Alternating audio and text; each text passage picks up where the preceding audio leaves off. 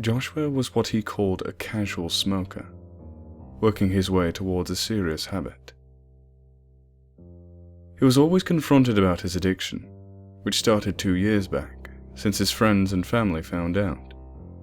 He thought about quitting, and a few times he tried. However, habit always brought him back to it. He liked to smoke most times. Other times he felt guilty. Eventually he decided, and her baby, soon to be his family.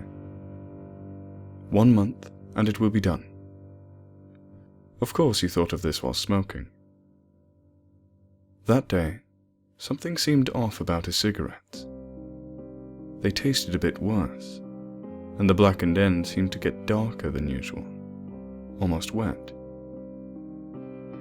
I'm sure it's nothing. 1 month, I'm done.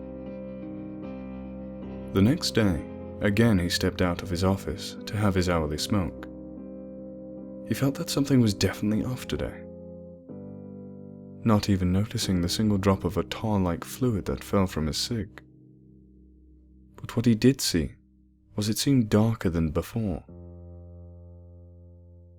Well, that is definitely strange, he said, more focused on rough days at work ahead. Immediately after his smoke, his stomach was churning. Ugh, I shouldn't have smoked that after I drank some coffee. Ugh. The days went on and on like this, ignoring all the strangeness happening, till the final night, his last cigarette in hand. Finally, I can end this. Now. Shocked, he whipped his head around frantically outside the steps of his home. He swore he heard something. And why was his hand so clammy on a dry winter? That was as far as he could think before noticing black tar from his hand sliding down his wrist. What the fuck? He looked down to see only trees, blowing fiercely, as if the wind were actually blowing in the dead still air. He dropped the cigarette and walked back in. That's it, I'm too freaked. I can't do this shit. He stormed back in and took a shower. After the shower, to relax, he plopped onto a chair in his living room with his laptop and began to watch some funny YouTube videos. Upon watching a great video of Billy Connolly and his colonoscopy story, he passed out cold.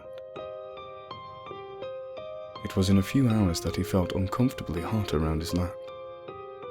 He shuffled to situate the laptop in his lap and started drifting again.